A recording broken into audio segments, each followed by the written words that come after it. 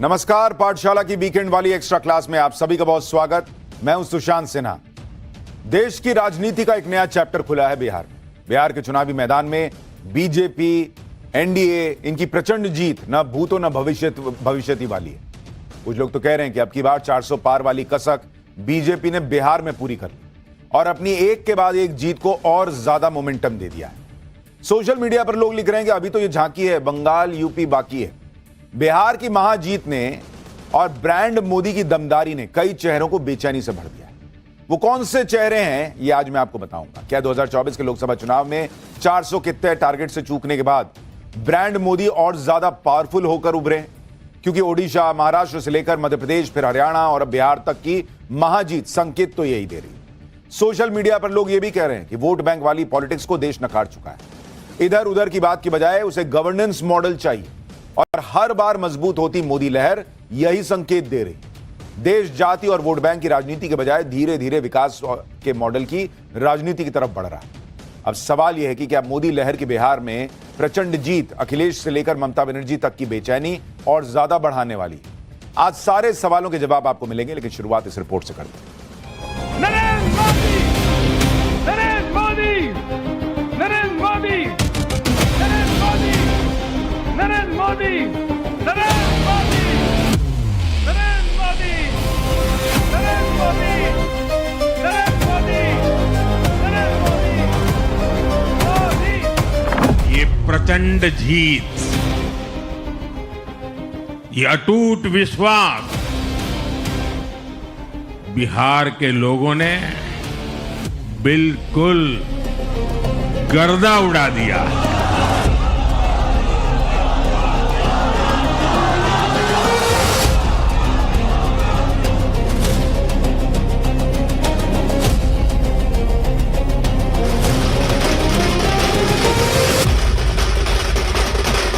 हम लोगों को तो अब लगता है कि अगली बार जो आप आइएगा ना, तो इस बार हम देखें कि कुछ इधर उधर कुछ जीत गया है, अगली बार सब हारेगा।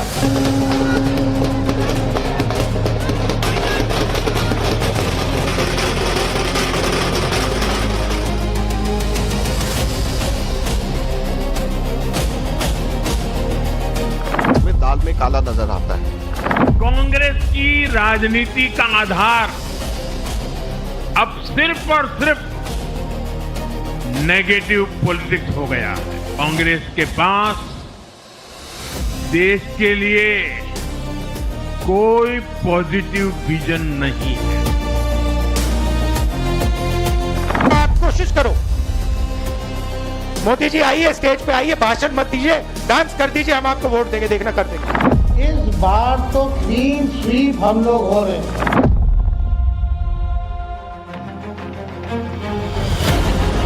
वो जो उम्मीद बांधे थे जनता दरबार से, अवाम ने उन्हें किनारे उतारा उसी एतबार से। ऐसी फजीहत की आदत तो कांग्रेस की बरसों पुरानी है, लेकिन तेजस्वी भी उसी लपेटे में आ जाएंगे, इसका भान उन्हें न था। नया तो छोड़िए, पुराना वाला आंकड़ा भी आधा ना आ सका इस बार। हाय महागठबंधन, हाय वोट चोरी का क्रंदन, हाय कांग्रेस की पतवार, गजब बनता था।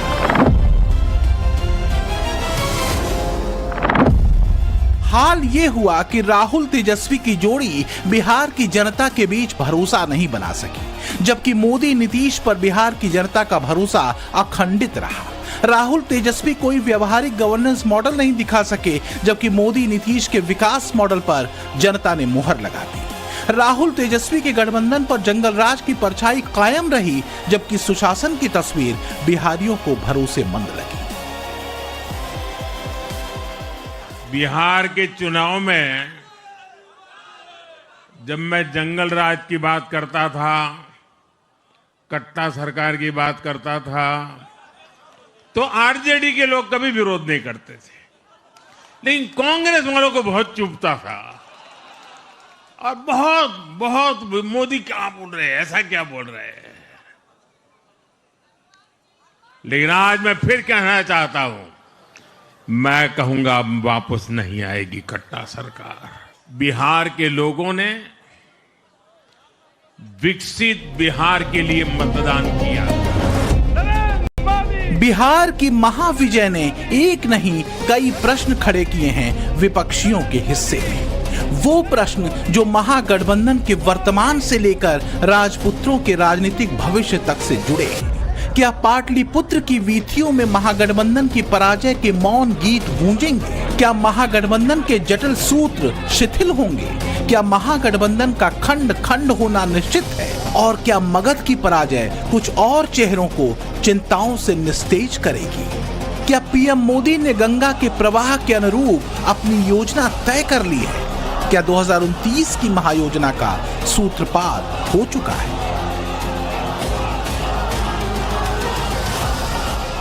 गंगा जी यहां बिहार से बहते हुए ही बंगाल तक पहुंचती है। बिहार ने बंगाल में भाजपा की विजय का रास्ता भी बना दिया है। मैं बंगाल के भाइयों बहनों को भी आश्वस्त करता हूं, अब भाजपा आपके साथ मिलकर पश्चिम बंगाल से भी जंगल राज को उखाड़ फेंकेगी। 2026 में बंगाल में चुनाव होने हैं और उत्तर प्रदेश में 2027 में।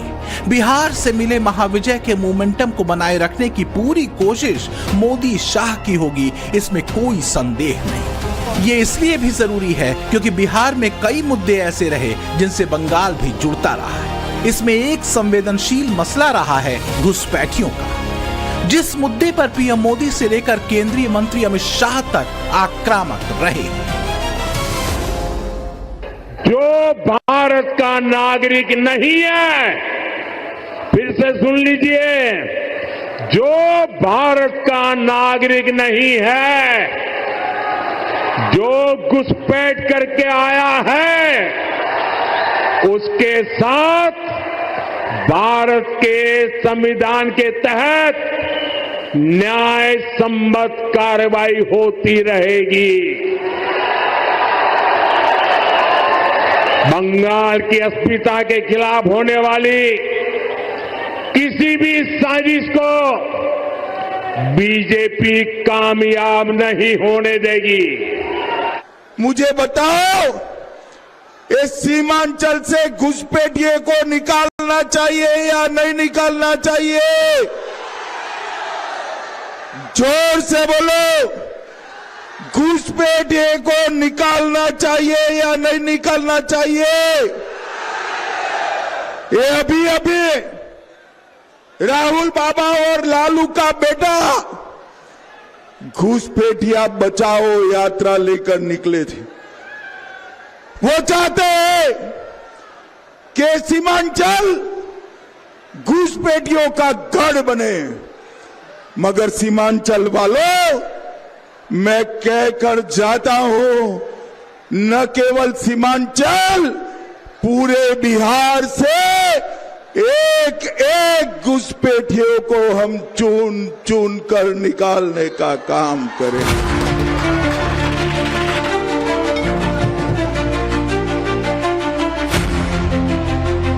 राजनीतिक विश्लेषक मानते हैं कि बिहार चुनाव राजनीति के मोदी कल्ट का पुनश्चरण है।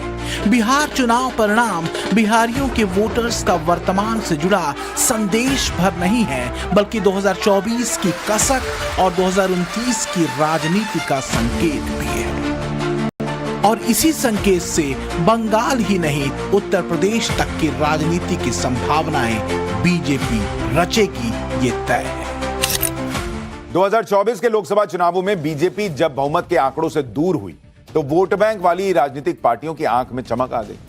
ये चमक हालांकि ज्यादा दिन तो टिकी नहीं। इसके बाद कई राज्यों के विधानसभा चुनावों में मोदी मैजिक ने फिर जाति और वोट बैंक का गणित सेट करके बैठी विपक्षी पार्टियों को पटखनी दी। और अब बिहार चुनाव के नतीजों ने यह साफ कर दिया है कि मोदी फिनोमिनन अभी रुकने वाला नहीं। देश की जनता का भरोसा ब्रांड मोदी पर पहले से कहीं ज्यादा है। राहुल गांधी वोट चोरी वाले नैरेटिव को लाख उछालते रहे, अखिलेश, तेजस्वी, ममता राहुल के सुर में सुर मिलाते रहे, तुष्टीकरण के हर दाव आजमा ले ये लोग, इससे देश की जनता को फर्क नहीं पड़ता।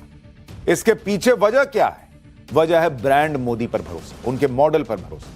क्या जनता का संदेश सीधा है कि वोट बैंक और जाति वाली राजनीति का दौर अब नहीं चलेगा बॉस। मेरे माइंड में था कि हिंदुस्तान की जनता अपने संविधान के लिए एक साथ खड़ी होकर लड़ जाएगी और यह सच साबित हुआ। महाराष्ट्र से लेकर हरियाणा और दिल्ली से लेकर बिहार तक के नतीजों ने जब धीरे धीरे कांग्रेस की राजनीति के नए राग को मंच से उतार दिया, तब एक और नया राग छेड़ा गया, वोट चोरी का। एसआईआर को लेकर बिहार के चुनावी मंचों से चेतावनियों का शोर शुरू हो गया। कभी ज्ञानेश कुमार नाम सुना है? सुना है? नहीं सुना होगा, नहीं सुना होगा। कभी आपने एसएस सांधू का नाम सुना है? नहीं सुना होगा। कभी विवेक जोशी का नाम सुना है? नहीं सुना होगा। यही है चुनाव आयोग के सबसे ऊंचे अधिकारी जो इस देश के संविधान के साथ, इस देश के लोकतंत्र के साथ खिलवाड़ कर रहे हैं। आप सोचते हो आप रिटायर कर लोगे, चैन का जीवन जियोगे इस तरह का घोटाला करके? तो याद रखो, याद रखो, ये देश आपको नहीं भूलेगा। बिहार के चुनावों ने एक और बात सिद्ध की है। अब देश का मतदाता, खास तौर पर हमारा युवा मतदाता, मतदाता सूची के शुद्धिकरण को बहुत गंभीरता से लेता है। बिहार के युवा ने भी मतदाता सूची शुद्धिकरण को जबरदस्त तरीके से सपोर्ट किया। एसआईआर वाली राजनीतिक पीड़ा सिर्फ कांग्रेस की व्यक्तिगत पीड़ा नहीं है। इस पीड़ा का प्रवाह बंगाल में टीएमसी और उत्तर प्रदेश में समाजवादी पार्टी तक है। बिहार के चुनावों में अखिलेश ने एसआईआर को वोट चोरी का हथकंडा बताते हुए खूब वार किए थे, भविष्यवाणियों की बौछार की थी। अखिलेश ने बिहार के चुनावों को देश बनाने का चुनाव तक बताया था। इस देश को बनाने के लिए चुनाव समझना, क्योंकि बिहार का परिणाम ही दिल्ली की सरकार को हिला देगा। सरकार नहीं चलेगा। बताओ, बिहार से हारने के बाद दिल्ली की सरकार कैसे चलेगी? बताओ। इसलिए बिहार के लोग न केवल यूपी का भविष्य बनाएंगे, बिहार का भविष्य बनाएंगे, बल्कि देश का भी भविष्य बनाने का काम करेंगे। तो क्या बिहार की जनता ने देश बनाने के चुनाव में अपना जनादेश देकर 2029 तक की सत्ता की स्पष्ट तस्वीर दे दी है? बिहार के लोगों ने राज्य ही नहीं देश के भविष्य को लेकर किस पर भरोसा किया? तो इसका जवाब है मोदी नीतीश की जोड़ी, जिसे 48% जनता के वोट मिले, जबकि राहुल तेजस्वी वाले महागठबंधन को 37%। अकेले बीजेपी को 20% वोट मिले, जबकि वोट चोरी के आरोप लगाने वाली कांग्रेस को 8%। 101 सीटों पर मैदान में उतरी बीजेपी को 89 सीटें मिली, तो 60 सीटों पर उतरने वाली कांग्रेस को महज 6 सीटें। तो क्या अब भी कुछ बताना बाकी रह जाता है कि कांग्रेस और महागठबंधन के वोट चोरी वाले नारे को कैसे नकार दिया बिहार की जनता ने? लेकिन बीजेपी के 90% के स्ट्राइक रेट में कांग्रेस को कुछ काला ही नजर आ रहा है। कभी भी किसी भी समय के ऊपर इतना स्ट्राइक रेट 1984 के अंदर भी कांग्रेस का ये स्ट्राइक रेट नहीं था जो कि इस वक्त बिहार के अंदर बीजेपी का स्ट्राइक रेट 90% से भी ऊपर स्ट्राइक रेट, ये किसी को भी उम्मीद नहीं थी और इसमें दाल में काला नजर आता है। मुद्दा दाल में काला होने का है या चश्मे में कुछ काला लगे होने का, या काला ही देखने का? इस सवाल का जवाब कांग्रेस की गूढ़ बैठक में तलाश करना होगा, क्योंकि कांग्रेस जितनी जल्दी इस प्रश्न के जवाब को खोज पाएगी, उसके लिए आगे की राह आसान हो सकेगी। फिलहाल तो वर्तमान ये है कि राहुल गांधी पर बीजेपी के तंज के तीर चल रहे हैं। बीजेपी नेता अमित मालवीय ने एक्स पर पोस्ट किया, लिखा कि राहुल गांधी एक और चुनाव एक और हार। अगर चुनावी निरंतरता के लिए कोई पुरस्कार होते तो वो सभी पर भारी पड़ते। अमित मालवीय ने आगे लिखा कि इस दर पर असफलताएं भी सोच रही होंगी कि वह उन्हें इतनी विश्वसनीयता से कैसे पहचान लेते हैं। आज ही के दिन सिर्फ एक चुनाव में हमारे जितने विधायक चुने गए हैं, कांग्रेस पिछले 6 चुनावों में 6 चुनाव में उतने विधायक जीत नहीं पाई। तो क्या बदले तेवर और कलेवर में आए राहुल गांधी ने राह गलत पकड़ ली? क्या राहुल के नेतृत्व को कांग्रेस एक बार फिर तमाम हारों की कसौटियों पर कसेगी, या फिर ईवीएम, संविधान खतरे में और वोट चोरी के नेगेटिव नैरेटिव के बाद नए नैरेटिव से एक बार फिर राहुल को कवर कर दिया जाएगा? 2022 में भारत जोड़ो यात्रा से राहुल गांधी ने बदले हुए रूप और मोहब्बत की दुकान वाले नए टैग के साथ राजनीति में री एंट्री की थी। इसके बाद 2024 में भारत जोड़ो यात्रा और फिर बिहार चुनावों में वोटर अधिकार यात्रा। जब मैं बिहार के नतीजे देखता हूं तो अपनी हालत पे मुझे दुख कम होता है,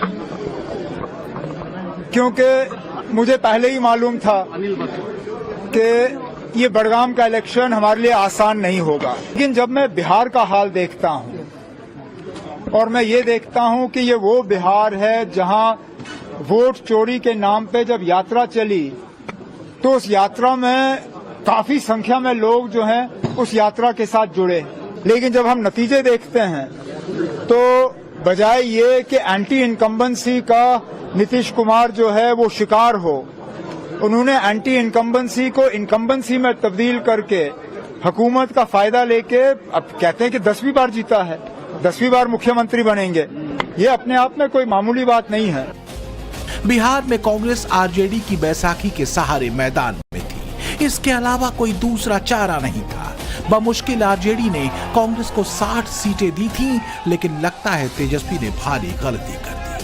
बिहार के असल मुद्दों के बजाय वोट चोरी का नैरेटिव लेकर उतरे राहुल गांधी खुद तो पानी में कूदे ही तेजस्वी की नैया भी डुबो दी।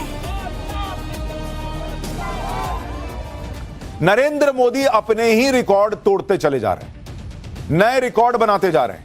उधर राहुल गांधी भी एक रिकॉर्ड बनाते चले जा रहे हैं, और वो रिकॉर्ड है एक के बाद एक चुनाव हारने का। 2004 में जब से राहुल गांधी पॉलिटिक्स में एक्टिव हुए हैं, तब से कांग्रेस पार्टी को 95 चुनाव हरा चुके हैं। 95 बॉस। राहुल गांधी रिकॉर्ड बनाने की कगार पे हैं, सेंचुरी ठोकने वाले हैं बॉस। कांग्रेस उनके रहते हुए 95 चुनाव हार गई, मात्र 5 बचे हैं, सेंचुरी हो जाएगी। 96वां उनका मान के चलिए बंगाल में होगा ही, वहां तो उनका खत्म मामला है। तो बस 4 बचेगा। उसके बाद राहुल गांधी की जय जयकार करेगा पूरा इकोसिस्टम कि सर आप 100 हरा दिए। बिहार चुनाव ने राहुल गांधी और इंडी गठबंधन के सारे नैरेटिव को ध्वस्त कर दिया। देखिए राहुल गांधी क्या क्या नहीं बोले वोट चोरी का मुद्दा है। पब्लिक ने बिहार की कहा कि हटाओ इसको, फेंको डस्टबिन में, ये मुद्दा मेरे लिए नहीं है। वोट चोर, गद्दी छोड़, अरे आप छोड़ो भाई, हटो रास्ते से। उन्होंने कहा नरेंद्र सरेंडर, इसका नैरेटिव राहुल गांधी ने चलाया, रिजेक्ट, हटाओ इसको, खत्म करो मामला। जेन जी की बात की, युवाओं ने मोदी पे ही भरोसा कर दिया, उल्टा जेन जी मोदी के लिए वोट दे दे के चलाया। 20 साल की एंटी इनकम्बेंसी की बात की, यहां उल्टे प्रो इनकम्बेंसी चल रही, बहुत पब्लिक छोड़ने को तैयार नहीं है, ये बढ़िया ही काम चल रहा है, तुम्हारी गाड़ी में काहे बैठना है। सबको सरकारी नौकरी देने पर किसी ने भरोसा ही नहीं किया। तो क्रेडिबिलिटी का भी है इश्यू उन लोगों का कि राहुल गांधी जो बोलते हैं उस पर लोगों को भरोसा नहीं होता। तेजस्वी यादव ने ऐसा बोल दिया कि उनका बस चलता तो कहते कि तुम लोग को एक एक को मंगल ग्रह पे घर दे दूंगा। पब्लिक समझ गई कि ओ घुमा रहा है आदमी, जलेबी छानने से वोट नहीं मिलता बहुत। अब सवाल यह है कि राहुल गांधी के वोट चोरी वाले नैरेटिव को क्या बंगाल में ममता बनर्जी और यूपी में अखिलेश यादव तानेंगे? कथित सेकुलर धारा की राजनीति में तुष्टीकरण दांव टीएमसी और समाजवादी पार्टी आजमाते रहे हैं। कहा तो यह भी जा रहा है कि अखिलेश यादव ने पीडीए वाले समीकरण का और वोट चोरी वाले मंत्र का परीक्षण बिहार के मैदान में खूब किया था। यूपी में मुस्लिम वोट बैंक को लाइन अप करने के लिए अखिलेश ने माफिया शहाबुद्दीन के बेटे ओसामा शहाब के लिए वोट भी मांगे थे। बताओ, ओसामा का नाम ही बदलना था उन्हें, तो इनका भी नाम शेर सिंह करके चले जाते। बताओ, कोई शेर सिंह खराब नाम है क्या? और इस बार बिहार के शेर सबको करेंगे ढेर। बताओ, ढेर करोगे कि नहीं करोगे? शहाब तो जीत गए, लेकिन बिहार में महागठबंधन खेत रहा। पर लगता है राहुल गांधी के वोट चोरी वाले मंत्र से अखिलेश ने अब तौबा कर दी है। क्या इसलिए मैसूर पहुंचे अखिलेश यादव ने बिहार चुनाव परिणामों पर वोट चोरी वाली लाइन नहीं पकड़ी? देखिए, चुनाव हार जीत और उसे सीख मिलती है। आप पॉपुलर हो सकते हैं, आपको वोट ज्यादा मिलेगा, लेकिन बीजेपी की जो मशीनरी है, बीजेपी का जो काम करने का तरीका है, बीजेपी जिन इश्यूज को लेकर के ग्रास रूट तक जाते हैं। मान लीजिए, उन्होंने अब ये कहना शुरू किया है कि महिलाओं ने बहुत उन्हें वोट दिया है, विमेन वोट ज्यादा मिला है उनको, ये तो बताया जा सकता है। बिहार के चुनावी नतीजों ने क्या तगड़ा प्रहार महागठबंधन पर भी किया है? क्या कांग्रेस और उसके नेता राहुल गांधी घूमकर एक बार फिर वहीं पहुंच चुके हैं जहां विपक्षी पार्टियां उन्हें एक लायबिलिटी की तरह ही देखती हैं? कांग्रेस के दूर होने से ज्यादा जोखिम कांग्रेस और राहुल गांधी के करीब होने से है, क्योंकि राहुल गांधी जिस ब्रांड मोदी को सीधी टक्कर देने निकले थे, वो न तो परिणामों में मोदी के आसपास ठहरते दिखते हैं और ना ही जमीन पर। बिहार चुनावों में अगर पीएम मोदी और राहुल गांधी के चुनावी श्रम की बात करें तो पीएम मोदी ने 9 जिले कवर किए, जबकि राहुल गांधी ने सिर्फ 7 जिले। पीएम मोदी ने जहां 14 रैलियां की तो इसकी तुलना में राहुल गांधी ने सिर्फ 8 रैलियां की। पीएम मोदी ने एक रोड शो भी पटना में किया, जबकि राहुल गांधी का एक भी रोड शो नहीं हुआ। मोदी ने जहां 77 सीटों को कवर किया तो राहुल गांधी ने मोदी से 26 सीटें कम यानी 51 सीटें कवर की। पीएम मोदी की बिहार चुनाव में यह परफॉर्मेंस तब थी जब वो देश के प्रति अपनी जिम्मेदारी और कामों को भी साथ साथ निभा रहे थे।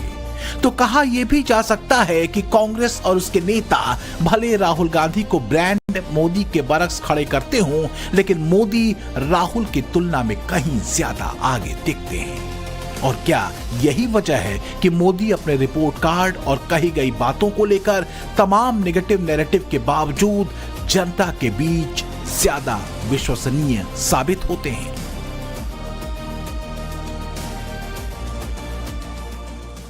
यूपी हो या बिहार, दोनों ही राज्यों में सेक्युलरिज्म और सामाजिक न्याय के नाम पर एक ही फॉर्मूला आरजेडी और समाजवादी पार्टी ने इजाद किया। यह था MY फॉर्मूला, मुस्लिम यादव वाला। इस फॉर्मूले ने बिहार और यूपी में 2 परिवारों को सत्ता की चाबी हर बार पकड़वाई। कांग्रेस भी सेक्युलरिज्म के नाम पर इन पार्टियों से गठजोड़ कर केंद्र की सत्ता में काबिज होती रही, लेकिन 2014 के बाद देश के भीतर मोदी ने गवर्नेंस मॉडल वाली राजनीति का नया चैप्टर शुरू किया। वोट बैंक के तुष्टीकरण और जाति वाली लाइन से अलग विकास मॉडल का चैप्टर। इस चैप्टर ने मोदी को देश के भीतर एक नई राजनीति के एक कल्ट के रूप में खड़ा किया, जिसमें बिना तुष्टीकरण के सबका साथ सबका विकास का सूत्र था। देश की जनता ने मोदी के इस मॉडल को चुना, हर बार से ज्यादा चुना। पीएम मोदी ने भी कहा कि MY समीकरण उनके लिए अहम है, क्योंकि उनके लिए MY का मतलब है M से महिला, Y से यूथ। तो क्या बिहार से उठी नई MY लहर यूपी में अखिलेश के लिए भी तनाव बढ़ाने वाली?